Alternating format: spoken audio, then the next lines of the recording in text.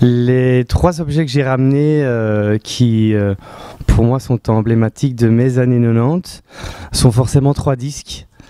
Le premier, c'est un maxi de Jamiroquai.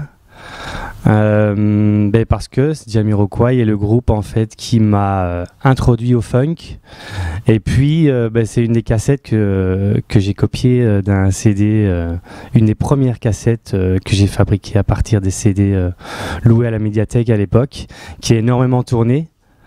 Le deuxième, on va dire que c'est celui-là, un autre maxi de Puta Madre, leur premier en fait, qui est un groupe pour moi culte hip-hop bruxellois, qui a sorti un album hallucinant après ça. Donc pour moi, forcément, quand on parle des années 90, et comme j'étais assez passionné par cette scène-là à l'époque, je ne pouvais pas ne pas en parler. Et puis le dernier, sur une touche plus drôle, c'est Snap I Got the Power, qui est techniquement sorti en 89, même si c'est en 90 qu'il a été distribué, donc on va dire que ça passe. Et c'est surtout, ce disque me fait surtout penser au Prince de Bel-Air. Je sais pas à quel moment il passe ou quoi, mais à chaque fois que j'entends ce morceau, je repense au Prince de Bel-Air, qui pour moi est ma série culte des années 90 et de ma jeune adolescence. Donc voilà, ça ce sont les trois objets que je dépose pour le point culture années 90. Alors moi c'est tout de suite un peu moins glorieux on va dire, mais ça reste musical. Moi j'ai retrouvé en fait les chansons de mes premières booms, donc à savoir Hathaway avec What Is Love,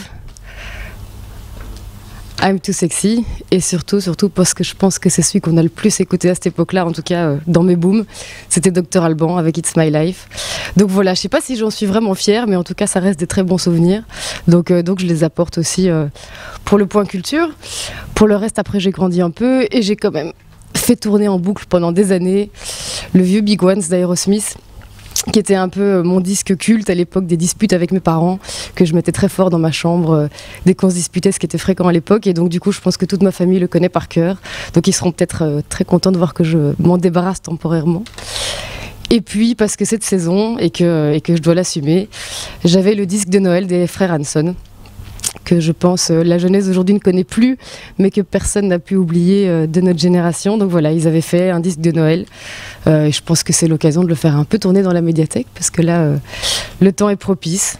Donc voilà, ça c'est tout ce que je dépose pour le cabinet. Et puis ah oui, on a une petite surprise aussi, le plus important, parce qu'il y avait beaucoup de merchandising à l'époque. Et donc voilà, celui-là était particulièrement réussi au niveau esthétique. Je crois que tu peux le centrer un peu plus. Comme ça ? Voilà. Ah, il est parfait, hein.